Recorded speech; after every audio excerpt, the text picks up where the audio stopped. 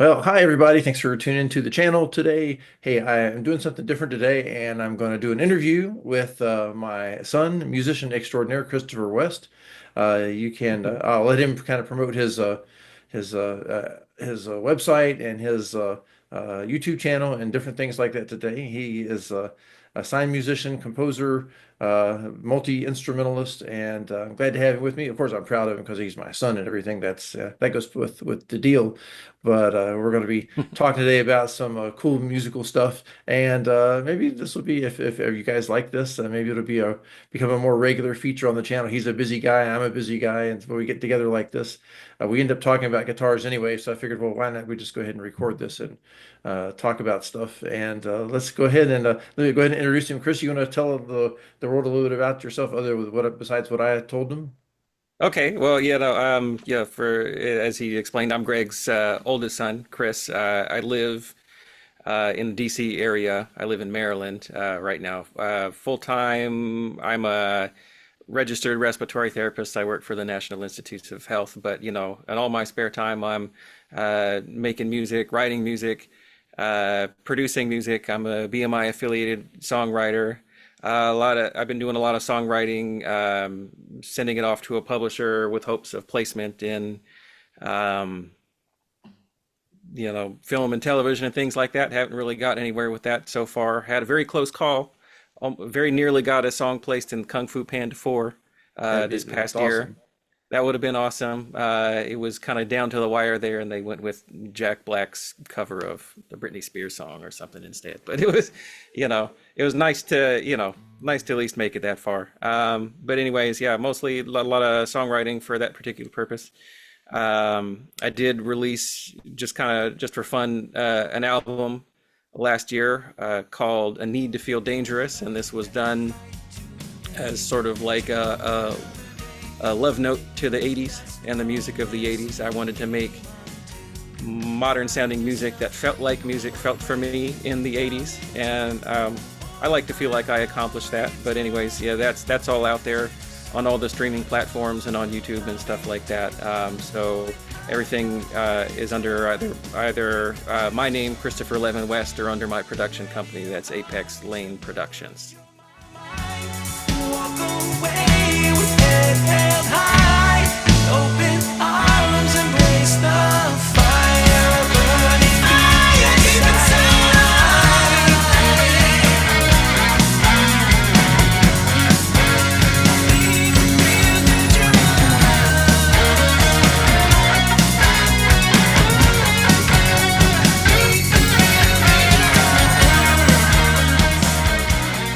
So Chris called me up today with a thing about a new tuning he's invented. The people who've frequented my channel know that I'm kind of an exponent of Nashville tuning, particularly on banjo. My banjo is like two of them I keep in Nashville tuning. Which, if you're not familiar with that and you're new to the channel, it's basically you take a six-string guitar or six-string banjo in the case of what I'm using it for, and you take the top four strings, the low E, A, D, and G strings, and you replace those with the octave strings of a 12-string set. You can also buy a set, which is what I do now. It's Dario makes an actual Nashville tuning set that you can buy, and the gauges are all set and they feel really good. And you put that on the instrument, and you get this really cool, more banjo-like tone out of a banjo, but also it's used a lot in Nashville. That's why they call it Nashville tuning, because you can record an acoustic guitar track and it takes up a much more narrower piece of bandwidth in the song because the lows are cut out, and it's got this real jangly high, and it sounds really good when you use it in a song. So anyway, Chris has become a six-string banjo player here in the last year or so, and so he's played around with the Nashville tuning, and then he's got his own kind of take on it. You want to tell people about that, Chris? Well, so yeah, I mostly have been playing banjo and just, with the standard set of strings on there. But I had a little gig last week where I needed more of a banjo kind of sound, so I swapped them out for the Nashville set. and been playing around with that a whole bunch and really enjoying it. And so what I love most about Nashville tuning is the ability to play in a higher register and use the same chord shapes and chord positions and things like that without necessarily having to transpose. And my mind already being very well versed in the harmonics of playing 12-string guitar, it's sort of been easy for me to think of nice little chord inversions to play all up and down the neck that work in all sorts of things. And so that's transferred really well to the banjitar. And I'm very grateful to you for that suggestion, because, it just makes me feel like I'm a little bit more playing a banjo there too. And I might get a little less hate from the purist banjo players out there who will see what I'm playing and turn their nose up. But anyway, my brain has been on Nashville tuning. And so, sort of the thought that's been in my head is like, if Nashville tuning allows you to maintain the same, chord shapes and positions and play in a higher register, I wonder if there's a way that I could work a tuning in the other direction where I could play in a lower register and maintain the same chords as well without having to transpose. Because I have had lower strung tunings that I've used before. There was one that I copied from Michael Hedges that involved taking the 5 top heaviest strings from like a set of 12s and then moving them down, basically a space on the guitar, and then have as your 6th string having what's basically like the D string from an acoustic bass guitar. And that was fun and all, but it's just like if you're going to play along with, anything kind of standard, like you have to transpose, and it's tricky, and that would take that instrument that I had and I'd be very limited in what I could play on it. And, I got a lot of guitars, but I only got so many guitars. So, I ultimately abandoned that particular tuning. So what I wanted to do is I wanted something that was going to focus on the lower register of the guitar without having to transpose, without being so low that the sound would be really muddy and flabby. Right, like Fender has like the bass 6. I don't know if you ever played one of those, but it's like it's tuned in the bass guitar range, but it uses like a thinner string that's like like a guitar string. But it's lighter gauge than a bass set, but it's allows the guitar to be tuned down an octave. So you have some real deep kind of like James Bond kind of guitar sounds in there, or that 60s kind of tic-tac bass. And it's an interesting thing. But again, it's a whole octave down, and it's not always a very usable sound. So like what you came up with sounds pretty cool.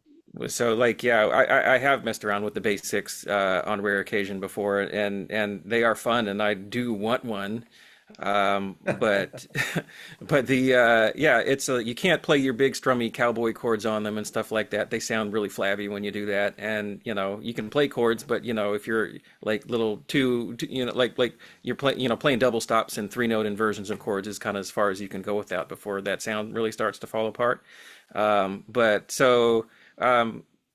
I wanted to do was I wanted to play in the lower registers of the guitar, not necessarily leave the natural guitar register of the guitar, but also just play in a lower register. And so what I came up with, so basically your top 3 strings are the same, E, A, D. I've got everything tuned down 1 whole step because all my acoustic guitars are tuned down 1 whole step, and I capo up as needed. But so yeah, you basically have your top 3 are the same. But the bottom 3 are exactly 1 octave lower. And of course, you have to use a heavier gauge of strings on your bottom 3 strings there. Otherwise, it's going to be really flabby and gross sounding and stuff like that. And so I went online and I did some math to kind of figure out what some comparable string gauges would be to hold those notes on those particular strings. And so basically what I settled on was using the 3rd, 4th, and 5th strings from an identical set of strings, and just use those to replace the 1st, 2nd, and 3rd strings of that. So the strings I've got right here, they're a set of Martin phosphor blonde lights. So that's 12. starting at 12 thousandths of an inch up here on the normal set. Of course, on this guitar, I'm not using the 12 thousandths. I'm starting with the third string on that set and then going up to the fifth string. And then, yeah, I basically Frankenstein two sets together so that I could still have my, fourth, fifth, and sixth strings be the same. And you've got all wound strings all the way through all of the strings, right? So that's probably the weirdest thing about the feel of it, but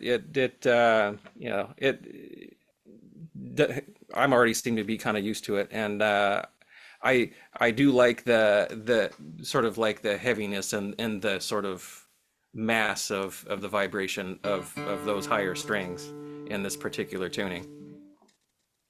Well, let us hear it. Let's All right. play something for us. Okay, I'll get something going on here. So the sense that I get from this is it's kind of like playing like the low strings of a piano. That's kind of very much what that feels like to me. But so I'll start with some fingerstyle stuff and I'll move to some strummy stuff. There's a lot of, it's a very dynamic sound here.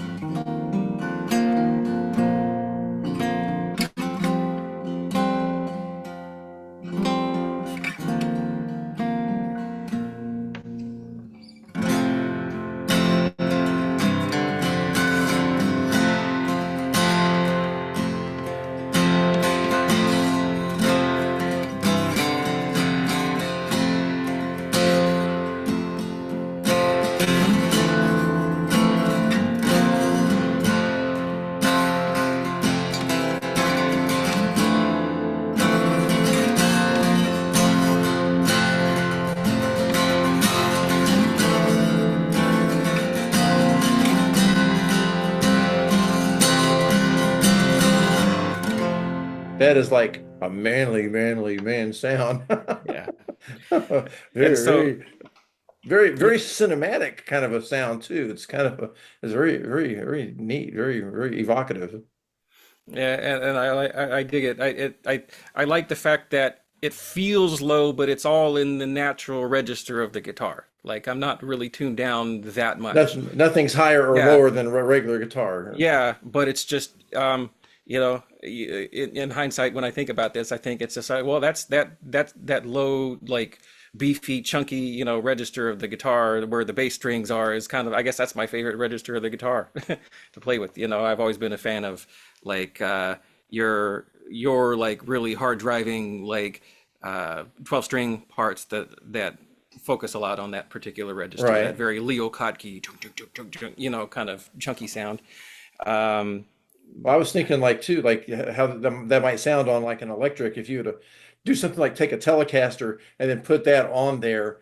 I mean, wow, that would be a massive sound. You add a little bit of grind on there and maybe some flange and delay or something, and that would be a really a ripping sound. I mean, on a telly. Yeah, and so I find myself I have most of my guitars are acoustic guitars. I only have a couple electric guitars. I have to go and find something cheap so I can experiment and do just that. So like to me, the beauty of this kind of thing is like it's like the inverse of what makes playing in Nashville tuning so beautiful. Like you can play just in Nashville tuning and that has its own pretty light kind of sound, but it's just like in most of your country records where, that's being employed, like it's just like it's being something to sort of fill out that upper register and just add a nice little sparkle on top Right. of that too. And so like the primary use I see for this is in a broader guitar arrangement where the main part of the arrangement might be a regular six-string guitar, maybe accents, highlights, things like that with Nashville tuning. But then when things really need to get hard and beefy, this filling out that low range, Yeah. good and strong. Yeah, that's pretty cool. That is an awesome thing. So, let's see here. I just something while you were playing just kind of popped into mind too. In your studio there, tell us a little bit Hmm. about your studio. I know it's the big room looking thing behind you there. Maybe tell the channel viewers about that a little bit. What you look at some of the stuff that you got. I don't expect you to pan your camera around because I'm sure you've already Oh, yeah. got everything set up. But just tell us about some of the stuff that you've got in your studio and especially what's the big dark room behind you there. Oh, that's Your the yeah, that TARDIS. that's the vocal isolation booth back there too. That's the big eyesore in my basement. I've been slowly taking over the basement here, much to the chagrin of my wife. Well, this time she's very good. She's very kind. She's very supportive of this whole thing. You Bless know, our wives. yeah, but I had to jump on this thing when it came available because I bought it off a guy on Craigslist, about a 2 hour drive away. These things normally go for about $5,000 in this size, and I bought it off him for $500 because it didn't have Wow. any of the hardware for it, but it was just a matter of going and finding some hardware for it that was compatible and putting it together. And so it was like, 10% of the cost. So it's not, couldn't resist that at all. Well, my studio is a mess right now, is what it is, and so it's a good thing I'm not gonna pan the What camera so what around what, what anyway. recording software are you using? And Yeah. maybe about are you still using the thing with the television and then the mapping deal for Hmm. your mixer? That's really unique. Tell people about that. Yeah, I do. So, as far as the DAW that I use right now, I'm using Sonar Platinum Edition, and that's something I've been using for a while. I've been a Sonar guy for a good long time now. Although it's just as we were talking about before, with Microsoft trying to bully me into upgrading to Windows 11, I always hate upgrading, being forced to upgrade, and then something that I have is going to stop working anytime I Yeah. upgrade operating system, software, or anything like that. And so I really hate that. So I might be making the switch to Reaper and just going off of a Linux-based sort of thing. But anyways, yeah. So I mean the setup. Okay, I guess it'd be easiest to explain it in the way that I'm talking to you right now. So right now I'm talking to you through this microphone here, which I have plugged into analog console right here. It's nothing huge. It's like it's a Behringer Xenix X2442 USB mixer here. That I've actually, so I have a desk in front of me that I've actually cut out a huge hole in front of it, and so it's got the little wings for putting on like a mixer rack or something like that, and so I've got it screwed into the front of the table here, so I have this going on there. I've got that running into to an 8-channel Behringer interface over here.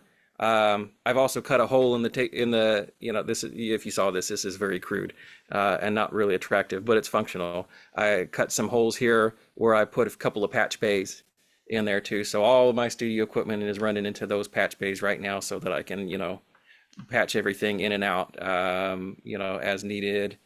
Let's see what else do I got going on here. Um, I got some OK studio monitors. I got some KRK Rocket 5s here on stands that I built myself. Um, I got a couple other things over here. I have a Tascam Porta 1 4-track player here. And I actually have another dead one up on top of the thing, the vocal booth over there too. I had one that I put together to Yeah, take you some of rescued your my old old tapes. Yeah. rescue some of your old 4-track tapes or whatever, and then I kept futzing around with that and it died. So I ended up recently buying another one, and I've sort of Frankenstein them together into a working unit. And like I'm probably not going to hang on to those too long. I'm probably going to sell those. But the other side of the studio here, I have all the instruments. There's so many instruments.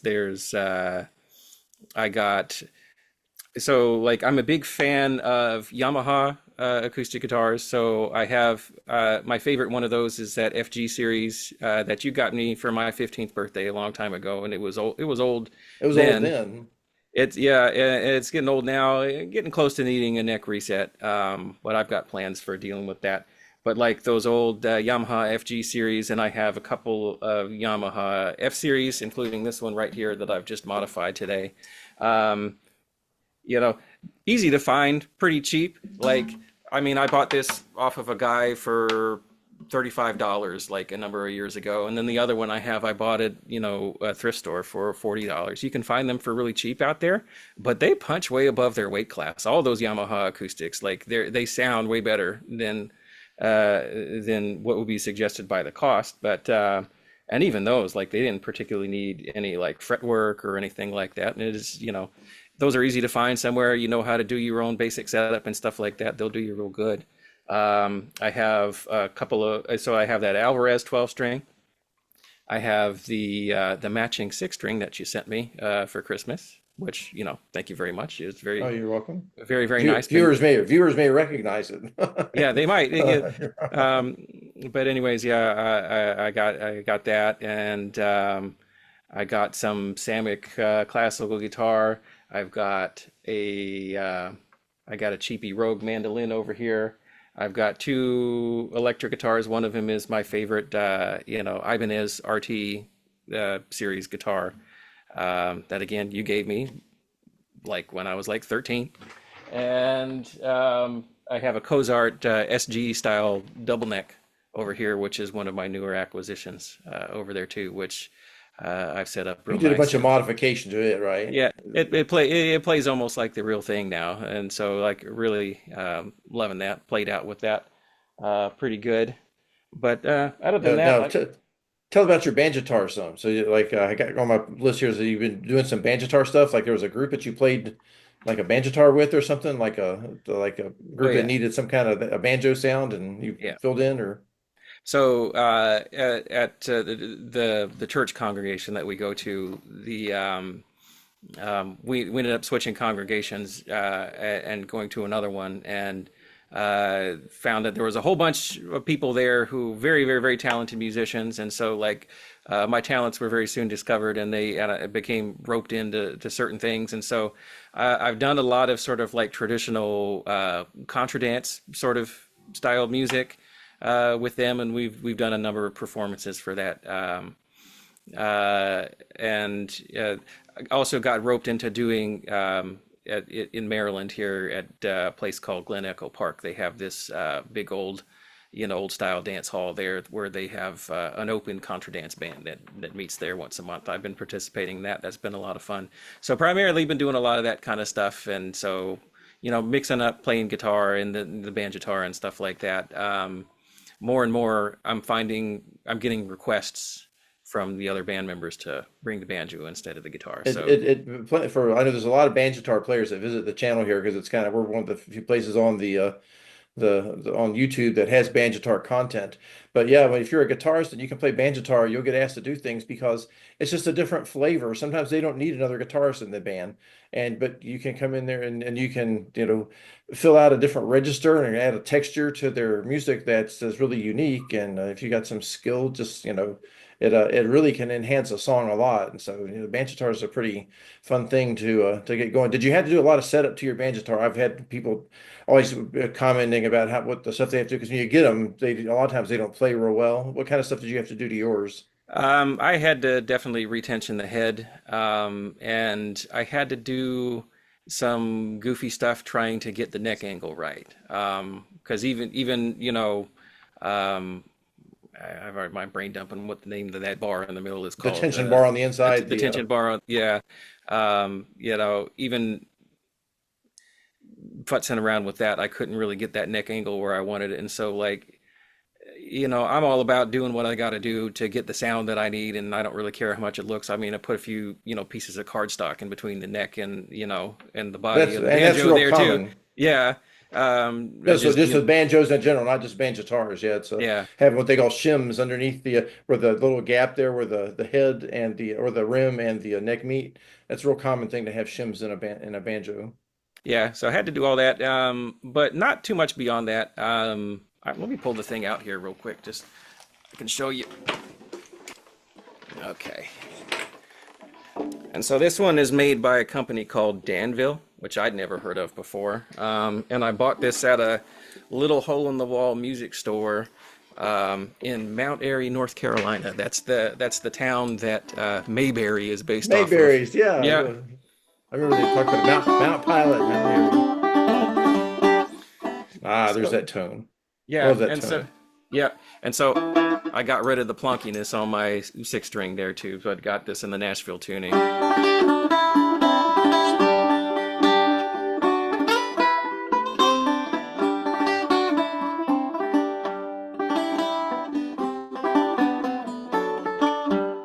I'm not especially in tune right now, but you get the idea. Yeah, I Yeah. sprang that on you. Yeah, I do find you'll have to inform me if this is just a more common thing with banjos and or banjitars in general, or if it's just the cheaper ones like this.